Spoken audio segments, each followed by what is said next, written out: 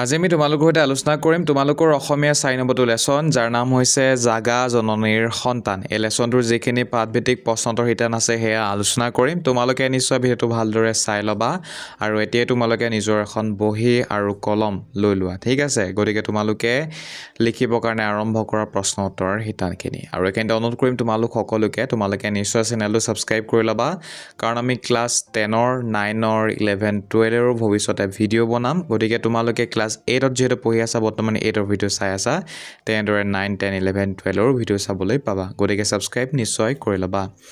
ক পাঠভিত্তিক ক্ৰিয়াকলাপ লিখা হৈছে। 1 নম্বৰ প্ৰশ্নটো কৈছে আমাক গীতটো সুৰ লগাই গোৱা। গতিকে আমি 1 নম্বৰ প্ৰশ্নটোৰ উত্তৰ নিজে ঘৰতে কৰিব লাগিব। সেয়েহে তোমালোকে কি কৰিবা, ধুনীয়াকৈ 1 নম্বৰ প্ৰশ্নটো ঘৰতে সুৰ লগাই গাবা, ঠিক আছে? তাৰপিছত 2টো চোৱা। 2 নম্বৰটো আমাক কৈছে ভালদৰে পঢ়া আৰু বুজি লোৱা বুলি। গতিকে ভালদৰে তোমালোকে নিজে পঢ়িব লাগিব, কিন্তু বুজি লোৱাটোৰ কাৰণে তোমালোকে কি কৰিবা, 5 নম্বৰ যে প্ৰশ্নটো দিছে মূল ভাৱ লিখা, সেইটো ভালদৰে তোমালোকে চাবা, তেতিয়া মানে তোমালোকে বুজি পাবা পাঠটো, ঠিক আছে? গতিকে এতিয়া চোৱা 3 নম্বৰ প্ৰশ্ন উত্তৰ দিয়া বুলি দিছে। কটো কৈছে কবিয়ে কাক জাগি উঠিবলৈ কৈছে। গতিকে এই প্ৰশ্নটোৰ উত্তৰ হ'ব কবিয়ে দেশ মাতৃৰ শক্তিমান আৰু মুক্তপ্ৰাণ সন্তানসকলক জাগি উঠিবলৈ কৈছে। গতিকে এয়া হৈছে কটো উত্তৰ। আমি এনেদৰে লিখিব লাগিব, তোমালোকেও ধুনীয়াকৈ এনেকৈ লিখি ল'বা।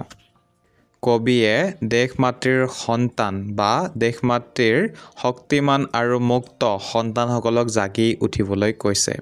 গতিকে এয়া হৈছে কটো উত্তৰ। আমি এনেদৰে লিখিব লাগিব, ধুনীয়াকৈ তোমালোকে লিখি ল'বা, ঠিক আছে? এতিয়া চোৱা তাৰপাছত খটোত কৈছে আমাক দুৰ্যোগ অভিযান বুলি কি বুজাইছে। ইয়াৰ উত্তৰ হ'ব দেশ মাতৃৰ ৰক্ষাৰ বাবে সকলো ভয় শংকা আঁতৰাই কোনো ক্ষেত্ৰতে হাৰ নামানি আগবাঢ়ি যোৱা টান তথা পৰাক্ৰমী যাত্ৰাক দুৰ্যোগ অভিযান বুলি বুজাইছে। গতিকে ছাত্ৰ ছাত্ৰীসকল তোমালোকে চোৱা, ইয়াত দুৰ্যোগ শব্দটো ভুল হৈ আছে। ধুনীয়াকৈ তোমালোকে শুদ্ধকৈ পাঠটোত যেনেকৈ আছে বা প্ৰশ্নটো যেনেকৈ আছে তেনেকৈ তোমালোকে লিখি ল'বা, ঠিক আছে? গতিকে মই ধুনীয়াকৈ শুদ্ধ কৰি ল'লোঁ, তোমালোকে নিশ্চয় দেখিছা। আমি এনেদৰে শুদ্ধ কৰিব লাগিব, লিখি ল'বা। তাৰ পাছত চোৱা এতিয়া গ নম্বৰটো দুৰ্যোগ অভিযানেৰে কি কৰিবলৈ কৈছে। গতিকে উত্তৰ হ'ব দুৰ্যোগ অভিযানেৰে মৃত্যুকো নেওচি জয় কাঢ়ি আনিবলৈ কৈছে। গতিকে এয়া হৈছে উত্তৰ, জয় আনিবলৈ কৈছে গছকি, ঠিক আছে? নেওচি মানে গছকি, ঠিক আছে? মন ৰাখিবা। এতিয়া চোৱা তাৰ পাছত ঘ নম্বৰৰ প্ৰশ্নটো ঘটোত কৈছে আমাক জননীৰ সন্তানক কিহে দুৰ্বল কৰাৰ কথা কৈছে। উত্তৰ হ'ব কৰ্মহীনতা আৰু কাপুৰুষতাই জননীৰ সন্তানক দুৰ্বল কৰাৰ কথা কৈছে। গতিকে এয়া ঘটো উত্তৰ লিখিব লাগিব, আমি এনেদৰে লিখি ল'বা। এতিয়া চোৱা অ নম্বৰ প্ৰশ্নটো তথাপিও নাই ভয় বুলি কিয় কৈছে। উত্তৰ হ'ব কৰ্মহীনতা আৰু কাপুৰুষতাই মানুহক দুৰ্বল কৰিব পাৰে, তথাপিও ভয় কৰিব নালাগে, কাৰণ আমাৰ অন্তৰত দেশপ্ৰেম আৰু সাহসৰ এক শক্তিশালী ছত্ৰাল লুকাই থাকে, যাৰ সহায়ত পুনৰ দুৰ্নিবাৰ হৈ শত্ৰুক পৰাস্ত কৰিব পাৰি। গতিকে এয়া হৈছে তথাপিও নাই ভয় বুলি কিয় কৈছে তাৰ উত্তৰ। ধুনীয়াকৈ তোমালোকে এনেকৈ যিদৰে মই লিখিছোঁ লিখি ল'বা, ঠিক আছে? এতিয়া চোৱা প্ৰথম প্ৰশ্নটো কৈছে আমাক কাৰ জয় নিনাদত শত্ৰু কম্পমান বুলি উল্লেখ কৰিছে। উত্তৰটো হ'ব আপোন পাহৰাৰ অজেয় নৱযুৱানসকলে যেতিয়া মনত শক্তি গায়ত্ৰী জগাই তুলি দুৰ্নিবাহ হৈ উঠিব, তেতিয়া তেওঁলোকৰ জয় নিনাদত শত্ৰু কম্পমান হ'ব। গতিকে এয়া হৈছে প্ৰথম প্ৰশ্ন উত্তৰ, লিখি ল'বা। এতিয়া চোৱা দ্বিতীয় প্ৰশ্নটো আপোন পাহৰা বীৰক কি বুলি আখ্যা দিছে। গতিকে উত্তৰটো হ'ব আপোন পাহৰা বীৰক দুৰ্মত বীৰ আৰু অজেয় নৱযুৱান বুলি আখ্যা দিছে। গতিকে এইকেইটা হৈছে আমাৰ উত্তৰ 3 নম্বৰ। ধুনীয়াকৈ তোমালোকে লিখি ল'বা, ঠিক আছে ছাত্ৰ ছাত্ৰীসকল? এইকেইটা লিখি ল'বা। এতিয়া চোৱা তাৰ পাছত 4 নম্বৰৰ প্ৰশ্নটো আমাক কৈছে গীতটোৰ বুজি নোপোৱা শব্দবোৰৰ অৰ্থ শব্দ সম্ভাৰ আৰু অভিধান চাই জানি লোৱা। গতিকে 4 নম্বৰ প্ৰশ্নৰ উত্তৰ তোমালোকে নিজেই কৰিবা, কাৰণ কিছুমান কঠিন শব্দ তোমালোকে কি বুজি নাপালা সেয়াতো মই গম নাপাম। গতিকে তোমালোকে নিজে কঠিন শব্দবোৰ বাচিবা, ঠিক আছে? আৰু অৰ্থটোহে তোমালোকে নিজৰ এই কিতাপখনৰ যিখন তোমালোকৰ অসমীয়া কিতাপ আছে তাৰ শেষত অৰ্থ আছে নিশ্চয় জানা, তোমালোকে শব্দ সম্ভাৰ আছে, তাৰ পৰা চাই ধুনীয়াকৈ লিখিবা, নহ'লে অভিধান চাই পিনি তোমালোকে লিখি ল'বা। এতিয়া চোৱা তাৰপাছত 5 নম্বৰ প্ৰশ্নটো কৈছে গীতটোৰ মূল ভাৱ লিখা বুলি। মূল ভাৱ জাগাজননীৰ সন্তান গীতটিৰ জৰিয়তে কবি জ্যোতিপ্ৰসাদ আগৰৱালাই দেশৰ নৱযুৱানসকলক জাগতৰ হ'বলৈ আহ্বান জনাইছে। স্বদেশৰ উন্নতিৰ পথত কৰ্মহীনতা বা কাপুৰুষতা কোনো স্থান নাই। আলস্যই মানুহক দুৰ্বল কৰিব পাৰে, কিন্তু অন্তৰৰ দেশপ্ৰেম আৰু সাহসেৰে সকলো ভয় আঁতৰাব পাৰি। দেশৰ ভৱিষ্যত সুৰক্ষাৰ প্ৰহৰী স্বৰূপ এই নৱযুৱানসকলে যেতিয়া দুৰ্নিবাৰ গতিয়ে আগবাঢ়িব, তেতিয়া সকলোৰ জয়ধ্বনিতে শত্ৰু কঁপি উঠিব। সন্তানসকলে মৃত্যু ভয়কো তুচ্ছ কৰি দেশৰ মান অক্ষুণ্ণ ৰাখিব লাগিব। গতিকে এয়া হৈছে মূল ভাৱ। আমি এনেদৰে মূল ভাৱটো উত্তৰ লিখিব লাগিব। তোমালোকেও এনেদৰে ধুনীয়াকৈ এই উত্তৰটো লিখি ল'বা, ঠিক আছে, মূল ভাৱটো।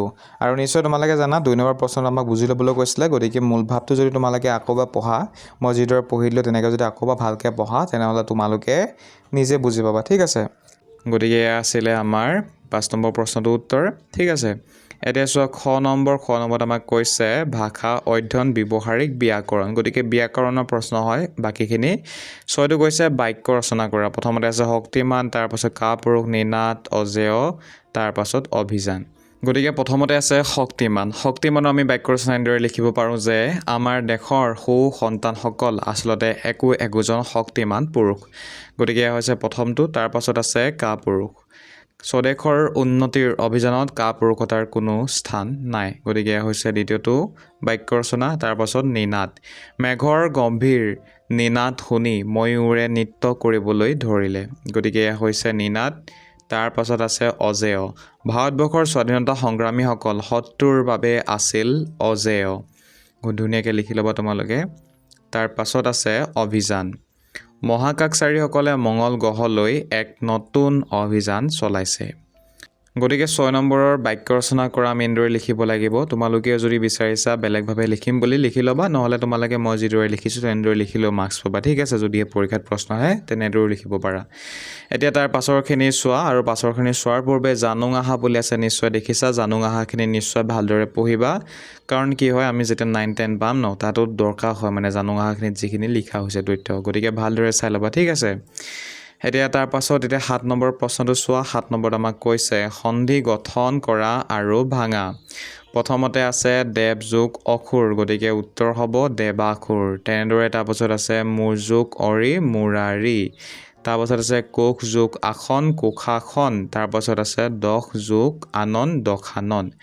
গতিকে তেনেদৰে তোমালোকে চাই লোৱা। বিদ্যা যোগ অলংকাৰ আছে, তাৰপৰা মহৰ্ষি আছে, নৰেন্দ্ৰ আছে, মনোহৰ আছে, মনোযোগ আছে, উল্লেখ আছে, উজ্জ্বল আছে, নাভিক আছে, দিগন্ত আছে, উল্লেখ আছে, মহাযোগ অৰ্ণৱ আছে। গতিকে তোমালোকে এনেদৰে লিখিব লাগিব এইকেইটা উত্তৰ। মই ডাইৰেক্ট কিতাপখনতে এনেদৰে ৰঙে অৰ্থাৎ লিখি দিছোঁ, তোমালোকে নিশ্চয় দেখিছা। গতিকে ধুনীয়াকৈ তোমালোকে ইয়াত মই যিদৰে লিখি দিছোঁ তেনেদৰে তোমালোকে লিখি ল'বা, ঠিক আছে। গতিকে এইখিনি লিখি হোৱাৰ পাছত চোৱা, তোমালোকে তলতে নিশ্চয় দেখিছা নিৰীক্ষণৰ পাছত শিক্ষকৰ চহী। সেয়েহে তোমালোকে কি কৰিবা, কিতাপতো লিখিবা। বহীত যিদৰে লিখিছা তেনেদৰে কিতাপতো তোমালোকে এইকেইটা লিখি ল'বা, কাৰণ ছাৰ বাইদেউসকলে তোমালোকৰ চহী কৰিব। মানে এইখিনি তোমালোকে যেতিয়া লিখিবা, যেতিয়া ছাৰ বাইদেউসকলক দেখাবা কিতাপখন যে লিখিলোঁ বুলি, তেতিয়া তেওঁলোকে চহী কৰিব। এতিয়া তাৰপাছত চোৱা, তাৰপাছত আছে জানুং আহা বুলি। গতিকে এইখিনি জানুং আহাখিনিও চাবা, এইখিনিও গুৰুত্বপূৰ্ণ হয়। আৰু এতিয়া চোৱা 9 নম্বৰৰ প্ৰশ্নটো বিপৰীত অৰ্থ বুজোৱা শব্দ লিখা বুলি কৈছে। গতিকে এইখিনিও আমি কি কৰিব লাগিব, কিতাপতে উত্তৰ কৰিব লাগিব। প্ৰথমতে আছে মৃত্যু। গতিকে উত্তৰ হ'ব জন্ম বুলি লিখিছোঁ, তোমালোকে নিশ্চয় দেখিছা। তাৰপাছত আছে জয় হ'লে হ'ব পৰাজয়। তাৰপাছত আছে কাপুৰুষ হ'লে বীৰ হ'ব, ভয় হ'লে হ'ব নিৰ্ভয়, শত্ৰু হ'লে হ'ব মিত্ৰ, তাৰপাছত দুৰ্বল হ'লে হ'ব শক্তিমান। গতিকে বিপৰীত অৰ্থ বুজোৱা শব্দ এনেদৰে আমি লিখিব লাগিব, লিখি ল'বা, ঠিক আছে। তাৰপাছত চোৱা এতিয়া 10 নম্বৰ তলৰ শব্দবোৰৰ সমাৰ্থক শব্দ লিখা। প্ৰথমতে আছে উদাহৰণ দিছে এটা আমাক মৃত্যু বুলি। গতিকে মৃত্যুত লিখা হৈছে মৰণ, দেহত্যাগ, স্বৰ্গগমন, পৰলোক গমন। তাৰপাছত আছে জননী। গতিকে জননীত হ'ব মা মাতৃ। তাৰপাছত সন্তান আছে ল'ৰা ছোৱালী, পুত্ৰ কন্যা, আমি এনেকৈ লিখিব পাৰোঁ। তাৰপাছত আছে বীৰ, সাহসী, বিক্ৰমী লিখিব পাৰোঁ আমি। তাৰপাছত নিনাদ আছে, নিনাদত লিখিব পাৰোঁ আমি গৰ্জন, ধ্বনি, শব্দ, ঠিক আছে। আৰু কিছুমান শব্দ হয়, সেইখিনি তোমালোকে নিজেই যদি লিখিব বিচাৰিছা লিখি ল'বা ধুনীয়াকৈ, আৰু আমি এইকেইটা লিখিলেও হ'ব। এতিয়া চোৱা তাৰপিছত 11 নম্বৰ প্ৰশ্নটো আমাক কৈছে এটা শব্দত প্ৰকাশ কৰা বুলি প্ৰথমতে আছে ক সাহস নথকা মানুহ গতিকে উত্তৰ হ'ব কাপুৰুষ তাৰপাছত আছে জাকৈৰে মাছ ধৰা মানুহ জাকৈয়া তাৰপাছত আছে গ যাৰ শক্তি আছে শক্তিমান তাৰপাছত আছে যাক জিনিব নোৱাৰি গতিকে অজেয় হ'ব আৰু নিশ্চয় দেখিছে ইয়াতো লিখা হৈছে নিৰীক্ষণৰ পাছত শিক্ষকৰ চহী চাহ বাইদেউসকলে তোমালোকৰ এইখিনি চাই পিনি মানে চহী কৰিব গতিকে তোমালোকে ধুনীয়াকৈ কিতাপখনটো লিখিবা বহিখনত যদি লিখি আছে বহিখনটো লিখি ল'বা ঠিক আছে তাৰপাছত চাহ বাইদেউসকলক দেখাবা এতিয়া চোৱা তাৰপাছত 52 নম্বৰ প্ৰশ্ন 52 নম্বৰত আমাক কৈছে তলত দিয়া বিশেষ্য পদবোৰক বিশেষণলৈ পৰিৱৰ্তন কৰা গতিকে এতিয়া আমি উত্তৰ চাম প্ৰথমতে আছে মান গতিকে মানি হ'ব ঠিক আছে লিখি ল'বা তাৰপাছত আছে দুৰ্বলতা হ'লে হ'ব দুৰ্বল দৰ্শন আছে দৰ্শনীয় বা দৰ্শিত তাৰপাছত দুখ আছে দুখীয়া হ'ব মানৱ হ'লে মানৱীয়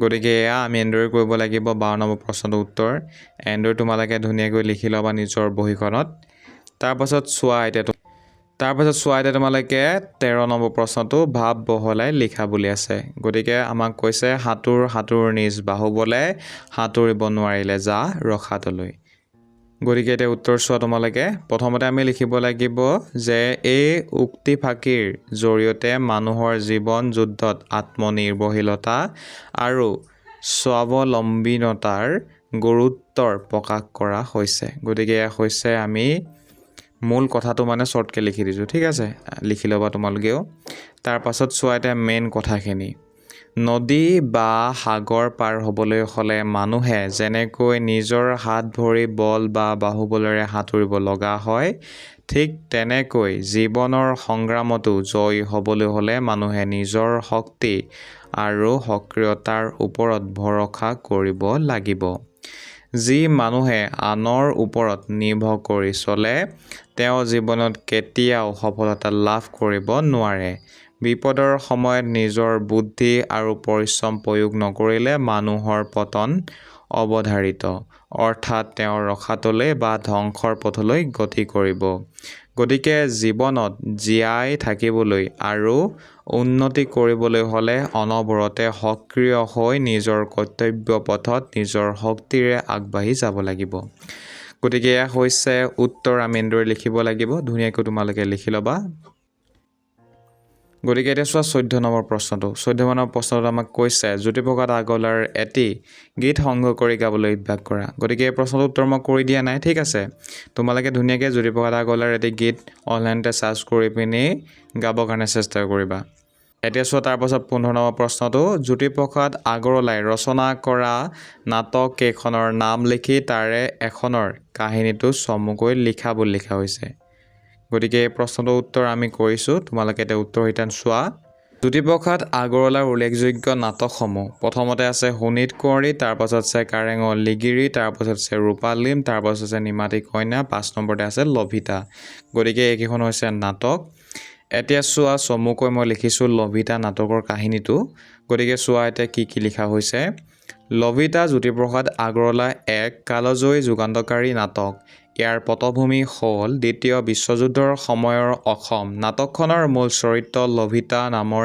এগৰাকী সাধাৰণ গ্ৰাম্য অসমীয়া ছোৱালী যুদ্ধৰ ভয়াৱহতাৰ বাবে লভিতাই নিজৰ ঘৰ দুৱাৰ আৰু পিতৃক হেৰুৱাব লগা হয় কিন্তু তেনে চৰম বিপদৰ সময়তো লভিতা ভাগি নপৰি অত্যন্ত সাহসী আৰু স্বাৱলম্বী ৰূপত থিয় দিয়ে তাই সামৰিক হস্পিটেলত নাৰ্ছৰ কাম কৰে আৰু পৰৱৰ্তী সময়ত আজাদ হিন্দ ফৌজৰ আদৰ্শেৰে অনুপ্ৰাণিত হৈ দেশৰ স্বাধীনতাৰ বাবে সক্ৰিয়ভাৱে যুদ্ধক্ষেত্ৰত জঁপিয়াই পৰে এগৰাকী সাধাৰণ নাৰীয়ে কেনেকৈ পৰিস্থিতিৰ প্ৰত্যাহ্বান নেওচি এগৰাকী বীৰংগনালৈ ৰূপান্তৰিত হ'ব পাৰে তাকে লভিতা নাটকখনত সুন্দৰভাৱে দেখুওৱা হৈছে গতিকে এয়া হৈছে উত্তৰ তোমালোকে ধুনীয়াকৈ লিখি ল'বা ঠিক আছে গতিকে তাৰ পাছত আছে ঘ প্ৰকল্প আৰু ঘ প্ৰকল্পখিনি ইমান বেছি গুৰুত্বপূৰ্ণ নহয় সেয়েহে মই কৰি দিয়া নাই ঠিক আছে ছাত্ৰ ছাত্ৰীসকল গতিকে মই যিখিনি কৰিলোঁ সেইখিনিকে তোমালোকে ধুনীয়াকৈ লিখিবা আৰু চাহ বাইদেউসকলক দেখাবা ঠিক আছে আৰু যদিহে তোমালোকে বিচাৰিছা যে যিকেইটা মই প্ৰশ্ন উত্তৰ নকৰিলোঁ তাৰ